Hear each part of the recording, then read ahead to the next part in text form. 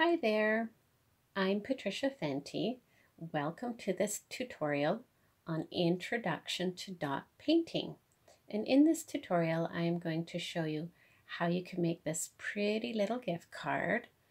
And the reason for starting with a project like this is that you can practice the technique of dot painting. You can practice using the tools, you can practice the amount of pressure you'll need to put your dots down, you can practice centering the smaller dots inside the bigger dots. And a project like this helps you get a real feel for the dot painting technique.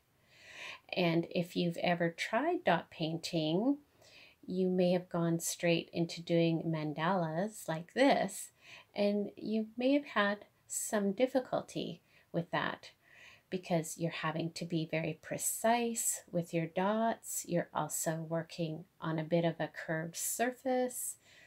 So it's really good to start with a project like this, learning basic dotting techniques and practice it, and then you can move on to more advanced projects like this. So join me in this tutorial and you'll learn all the basics of dot painting. Now I'm going to talk to you about paint and dotting tools. So I'll start with the paint. Now the colors that we're going to use for this project is a blend of purples and teals. Now I am an acrylic painter and I do all different types of paintings, so I have a whole variety of brands and paint weights. Now for dot painting, I prefer by far the Americana brand of liquid acrylics, and it's very affordable too. So I have this one here and their Deco Art line. And I really like this brand for the dot painting. It has a really nice consistency and a nice thickness, and they make really nice dots. But I don't have all the colors I want in Americana, so I'm pulling from all of my paints. So these here are all liquid acrylics, and they're light body acrylic, and this is a medium body acrylic. So I have the Artist Loft in Canada here, that's at Michael's, and the Amsterdam brand. And you'll just have to add a little bit water to this to thin them out. And then you're going to also need a little paint tray. So I'll talk to you about dotting tools next. Now about dotting tools. The idea with dotting is basically all you need is a nice flat round surface. So if you don't have a proper dotting tool set, you can root around in the garage, in your cupboards and drawers, and pull out a whole variety of items you could use for dot painting. So drill bits can actually be really great because they will have a nice flat round base. I'll hold that up a little bit closer so you can see. And all the sizes are graduated. So check out your drill bits. You can always use those. And also just play around with these found items and try them out first before you start your project.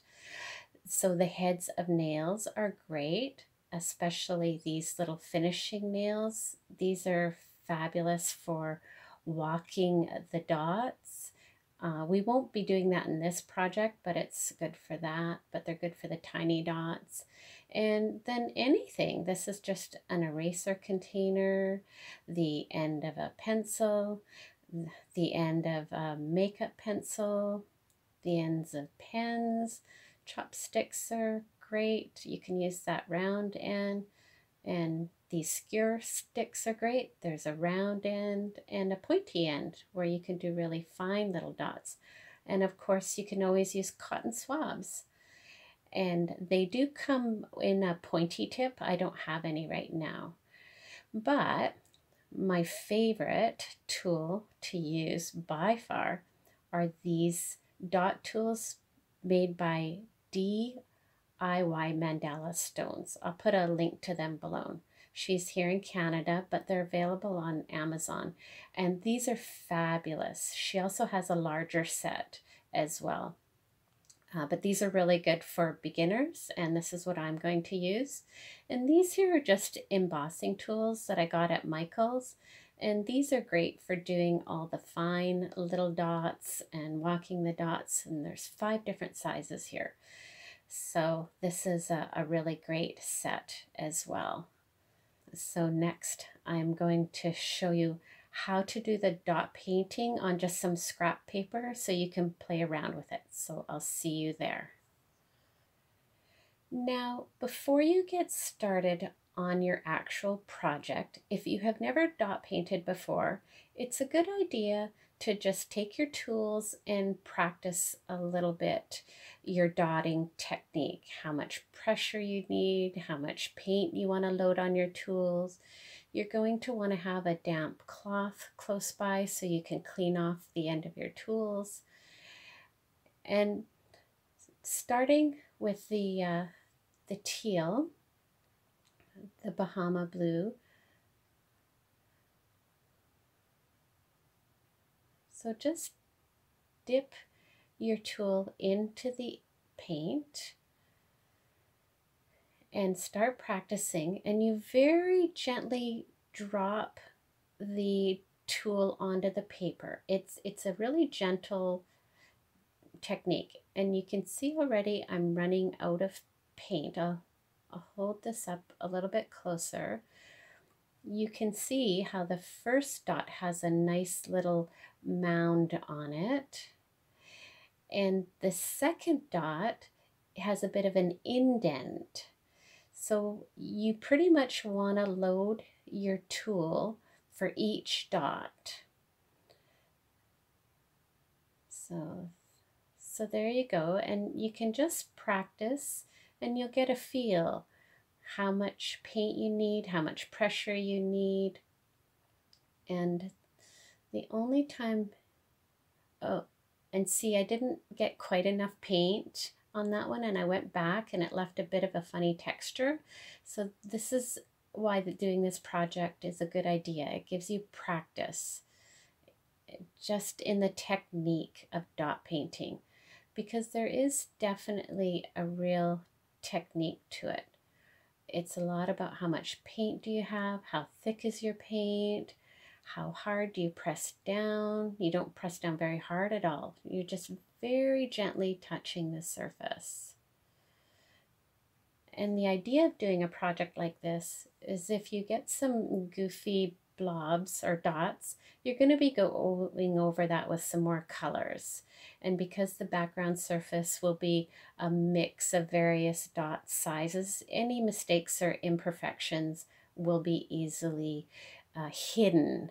So it is just a really great project to practice on. So clean your tools off and practice with that. Now I want to show you with some of these smaller tools, something called walking the dots. So I'll start with this bigger embossing tool. And this is where you can do a few dots in a row. And what you do is as you press the dot down, each subsequent dot you press a little bit lighter and it leaves less paint on the surface. And that's called walking the dots. I'm just going to bring the camera in a little bit more. I can see I'm a bit too far away here. There we go. So I'll do that again. So each one you press a little bit lighter, and your dots get smaller. And this is a really, really good tool for that. And if you want really, really tiny dots, you can go to the smaller tools. And you can see there how they're even smaller. I'll bring that up so you can see that. And this is a technique that you would use more in doing the mandalas. We probably won't use it in this project, but I just wanted to show you how you can do that. So take some paint and your tools and practice and get a sense of the pressure. If you're using the homemade tools, make sure to practice with each tool because each one will have a different feel. If you're using a dotting set like this, they'll all have the same sort of feel. So go ahead and practice, and then we'll come back and we'll start on the project.